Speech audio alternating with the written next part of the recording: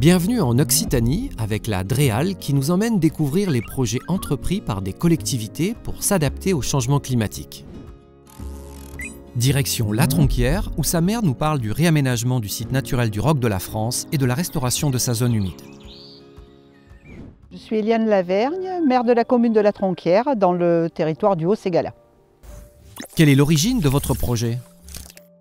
C'est une réflexion qui a eu avant 2014, avant que je sois élue, par la communauté de communes du Haut-Ségala à l'époque, et parce qu'il y avait des dégradations de l'eau potable en aval sur une station de pompage. Le régime thermique du ruisseau était perturbé avec une grande différence de température entre l'amont et l'aval, l'eau se réchauffant dans le plan d'eau. Donc on avait une différence de 5 degrés entre l'amont et l'aval du ruisseau. Quelle solution a été choisie ? Il y a eu deux scénarios qui ont été réfléchis. Un avec la conservation de l'étang, un autre avec l'effacement de l'étang et de valorisation de la zone humide. Et c'est celui-ci qui a été choisi. Pourquoi les zones humides sont importantes ? Alors nous sommes à La Tronquière, aux sources de la rivière Bervezou, qui comprend de nombreuses zones humides qui assurent l'alimentation en eau de nos rivières. Les zones humides de ce secteur contribuent à alimenter les ruisseaux en eau de qualité et en quantité suffisante. Elles sont aussi des zones très importantes pour la biodiversité et contribuent à la résilience au changement climatique. Quel est le budget et qui sont vos partenaires ? Le budget pour ce projet était de 200 000 € sur les travaux. Le syndicat mixte Lot Médian nous a beaucoup aidés parce que c'est eux qui ont tout pris en charge, qui ont fait les appels d'offres. Et après, bon, il y a les partenaires financiers, Adour-Garonne, la police de l'eau, la DDT, enfin, il y a eu plein d'instances qui ont participé à cet effacement de l'étang du Roc de France. Quel est le rôle du syndicat mixte scellé Lot Médian ?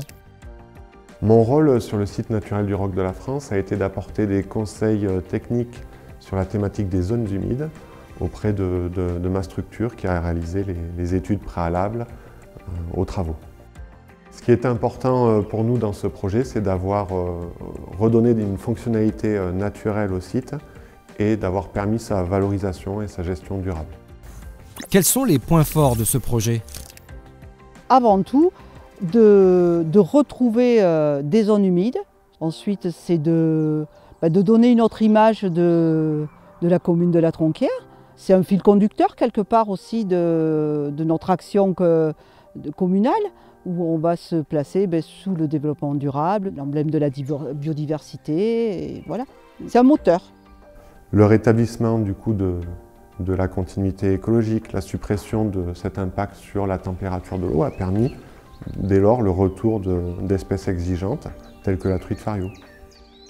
La zone humide restaurée représente environ 1 hectare de terrain qui se retrouve à nouveau inondable, qui comprend à nouveau une zone humide assez vaste qui assure des fonctions importantes par rapport à l'épuration de l'eau et à la quantité d'eau qui coule dans notre ruisseau. Quelle démarche avez-vous ensuite poursuivie ? La commune de La Tronquière, pour continuer dans cette démarche, a acheté 4 hectares de tourbières en amont de la zone humide pour continuer cette valorisation avec des passerelles, avec du panotage qui va expliquer toute la biodiversité qu'il y a dans une zone humide. On réfléchit à un assainissement roseau et La Tronquière est dans cette démarche-là. Quel a été le bénéfice de ce projet pour votre commune ? Je pense que c'est un bénéfice plus philosophique parce qu'il donne une image d'une prise de conscience sur l'écologie, sur la biodiversité, sur le climat.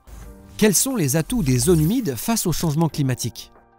Le stockage d'eau en période de pluie et la restitution en période sèche, l'épuration des eaux par exemple aussi, la fonctionnalité d'expansion des crues, la limitation de l'impact des inondations donc en aval, d'améliorer la qualité de l'eau, de restaurer des milieux humides fonctionnels et résilients, de restaurer des habitats d'intérêt pour la biodiversité. On a constaté le retour d'une dizaine d'espèces patrimoniales, dont par exemple une espèce végétale protégée régionalement, à savoir le millepertuis des marais. Avez-vous un message fort à faire passer aux autres élus? Je pense que c'est en faisant des petites choses très localisées qu'à un moment donné, on va avoir une dynamique beaucoup plus tournée vers le changement climatique, vers la transition énergétique.